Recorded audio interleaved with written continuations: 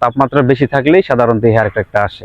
গতকালকে এই প্রজেক্টের ছাদ ঢালাই হয়েছে, তো ছাদ ঢালাইয়ের পরে ছাদের উপরে কিছু হেয়ার ক্র্যাক আসছে, চিকুন ফাটা আসছে। তো মালিক এটা গতকাল সন্ধ্যায় এটা আবার ফাইন্ড আউট করছে। তো আজকে আবার সাইটে আসলাম ব্যাপারটা সরজমিনে দেখার জন্য। তো এসে দেখলাম চিকন চিকন কিছু হেয়ার ক্র্যাক আসছে। তো মালিক খুবই ভয় পাইতেছে এই বিষয়টা নিয়ে, যে আসলে এই হেয়ার ক্র্যাকটা কোনো সমস্যা হবে কিনা বা ফিউচারে এটার কোনো প্রবলেম হবে কিনা। তো এটা আসলে যারা বাড়িওয়ালা আছেন তাদের উদ্দেশ্যে বলতে চাই, এই ধরনের হেয়ার ক্র্যাক আসলে খুব বেশি ক্ষতি না, এটার সমাধান করা খুবই সহজ।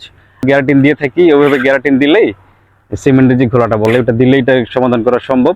এরপর আরেকটা মেথড আছে, যদি হেয়ার ক্র্যাকটা একটু বেশি বড় হয় সেক্ষেত্রে হাতুড়ি দিয়ে এটাকে যদি আমরা একটু কেটিয়ে নেই, তারপরে যদি আবার গ্যারাটিনটা বা সিমেন্টের ঘোলাটা ইউজ করি, তাহলে এই হেয়ার ক্র্যাকটা থাকে না। এটা আসলে ভয় পাওয়ার কিছু নাই।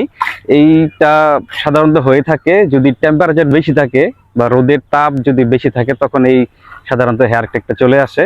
তাছাড়া যদি আমরা বেশি ওপিসি সিমেন্টটা ব্যবহার করি, মানে ওপিসি সিমেন্টটা ব্যবহার করলে আর তাপমাত্রা বেশি থাকলেই সাধারণত হেয়ার ক্র্যাকটা আসে।